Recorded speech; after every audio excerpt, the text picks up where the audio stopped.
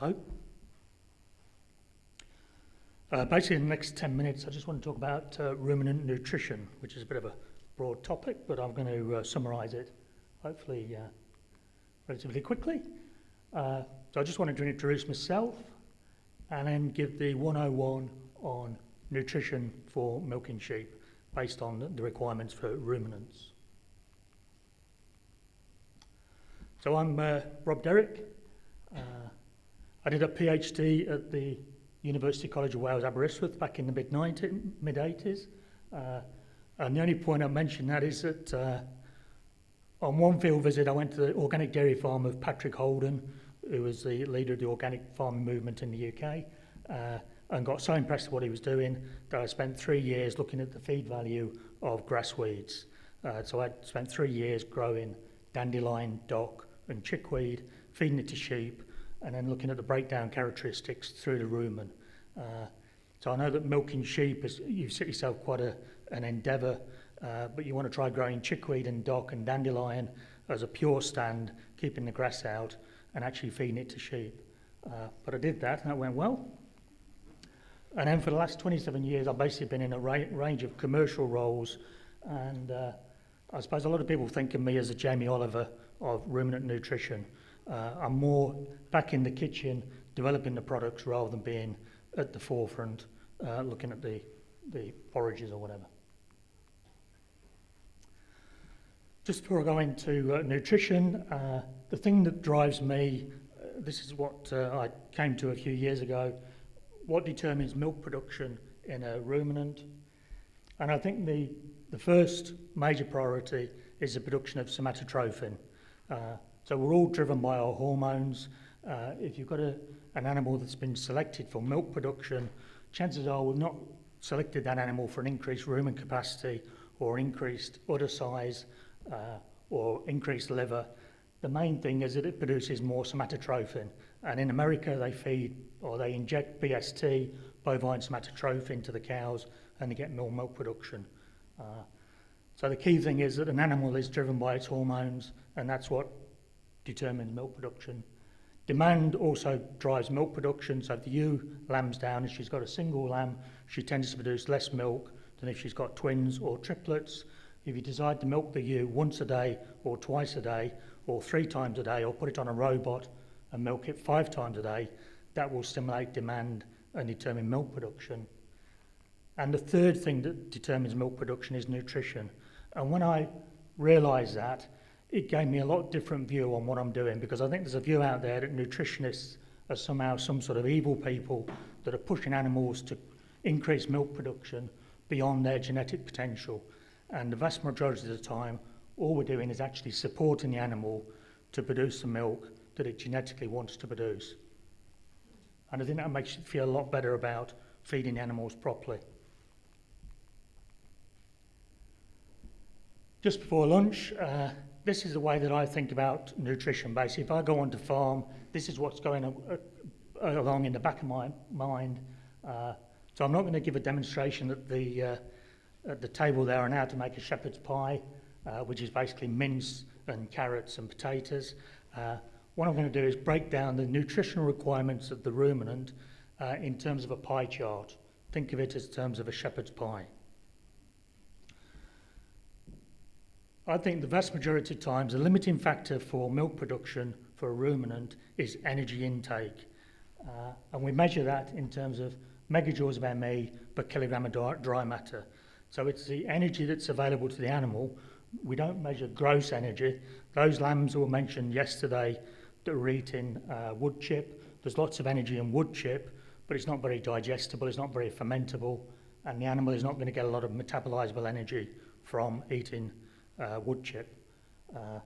So in terms of animal production, energy is a key driver, and with ruminants we've got to think about the energy density of the diet, but the key determinant really is dry matter intake. For a ruminant to be producing well, it needs to be ad lib fed. You need to be maximising dry matter intake, because ruminants are eating a feed which is relatively not very energy dense, and you need to maximise intake. So 9 times out of 10, when animals are not performing well enough or up to their genetic potential, energy is the key driver. And if you run out of feed, if you have a drought, you've got to either fill that gap or you accept that you're not going to be able to produce the milk. The second limiting factor, and the biggest portion of the pie, is protein. Protein is what supports milk production. If you've got a lactating animal on a low protein diet, it won't produce a lot of milk. Conversely, if you give a lactating animal too much protein, milk production will be limited because that animal has to get rid of protein. So it's not always a case that more is better. In terms of protein, too much protein in the rumen creates ammonia. Ammonia moves through the rumen wall, gets into the blood system, and mammals don't like a high ammonia level in the blood. Ammonia is very toxic. The animal has to clear that. In getting rid of that ammonia, it expends energy, and that puts an energy drain on the animal. And so the limiting factor of energy starts coming into play if you've got too much protein. The third limiting factor for milk production in ruminants is fibre, because that's what fills the animal up. And ruminants are a brilliant evolutionary adaptation to a forage-based diet, but the Achilles heel of a ruminant is that they cannot open the floodgates and just eat more when you give them a very high fibre diet. So in America, a couple of years ago in Kansas, a lot of beef cattle were fed ad lib hay and they were just starving on the feed, and they eventually succumbed to hypothermia and died. So even when fed ad lib, if the diet is too fibrous, sheep and cattle have not got the ability to just eat more to make up for that lack of energy in the diet. So the fibre is also related to the energy. The more fibrous the diet, by and large, the less digestible. So ruminants have a double whammy, that when you give them a higher fibre pasture, they tend to eat less of it and they get less megajoules per kilogram of dry matter. So they go backwards pretty quickly. The third limiting factor for milk production, I think, is major minerals, things like magnesium and calcium. And they're involved with the transmission of nerves through the animal, and by and large, farmers are very familiar with that because their animals fall over and you either treat them very quickly or you've got dead animals. So people know that at times you need to get lots of calcium and magnesium into the animal because the symptoms are quite severe if you've got a deficiency. Things that are a lot more subtle would be the trace minerals. So trace minerals are catalysts. They help things work quicker. They improve the hormones and the enzymes to make them react faster. So the response from trace elements tend to be a bit more subtle, but nonetheless, they're a critical thing. And generally, if I'm on farm, I'm working through that checklist, and when you've ticked off energy, protein, fibre, major minerals, eventually you get to trace minerals. But if you immediately dive into trace minerals and the rest of the diet is not right, chances are you're not going to get high production from your animals. Vitamins also have a key role in terms of health and disease resistance. And then moving on down the track, you've got palatability. If an animal really enjoys eating the feed, it'll go back and eat a little bit more. The more you can get into the rumen, the more production you can support. Dry matter can be critical. People that feed TMRs often put water into the mixer wagon because there does seem to be an ideal dry matter content of the diet. On the west coast, when the grass gets very wet, dry matter intake is limited because it reduces rumen fermentation rates. And then in the ruminant world, we've got a range of additives from mycotoxin binders. You could put high levels of zinc against facial eczema in that category. There are various yeasts and things that you can put into the diet. There are rumen buffers. So there's a whole range of additives that you can look at when you're looking down at the fine-tuning the ration.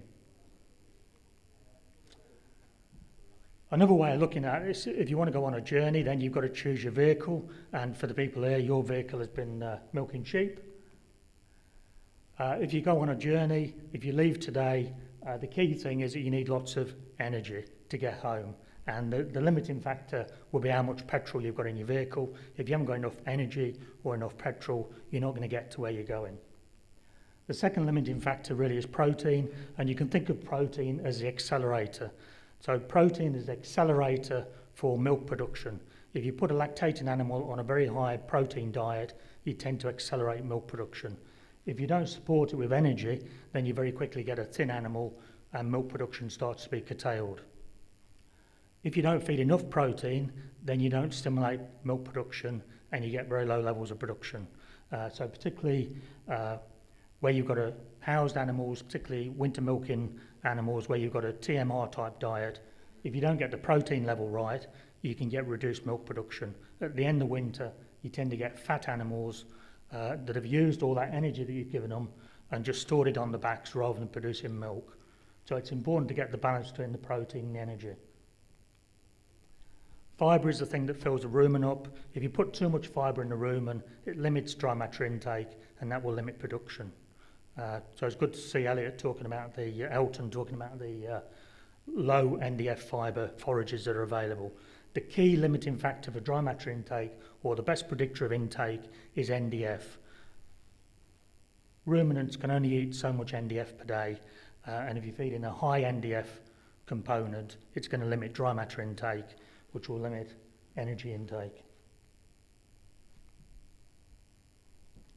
You can think of major minerals really as like the HT leads on the car. So you've got, in that VW camper van, you've got a distributor cap which generates electricity, and it goes to the cylinders, creates a reaction, and you get forward motion.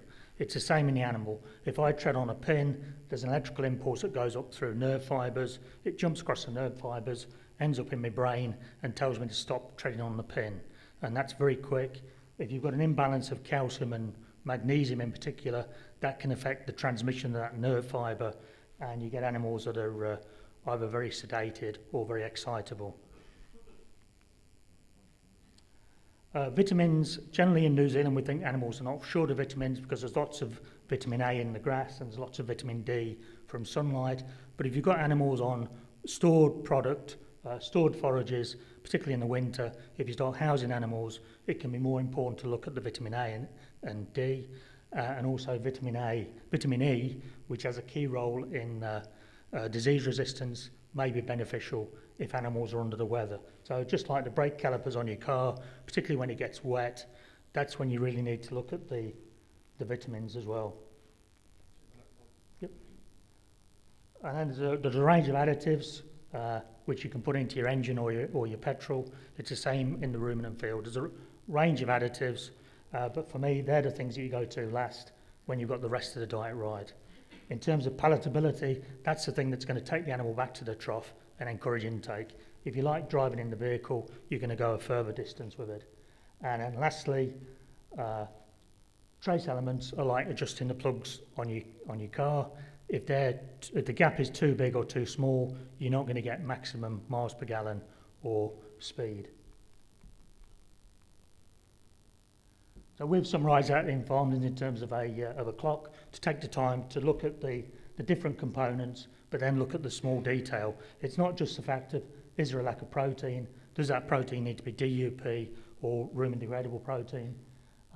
Just some quick things for sheep. I think the ideal diet probably is around 37% NDF, about 17% crude protein. So a lot of forages have got a lot of protein relative to the needs of sheep. I really think it'd be worth checking milk urea because milk urea gives you an instant check on how the animal is processing protein. Weight gain could be a problem as milk production falls. So if you give the animal too much energy and she's not got the genetic potential to produce the milk, she's going to put it on her back. 3 meals might be better than 2. And DUP could be good, but it also tends to regulate dry matter intake. And just lastly, at Lincoln we've been doing some work on feeding bypass protein to sheep at lambing time to help with worm burden.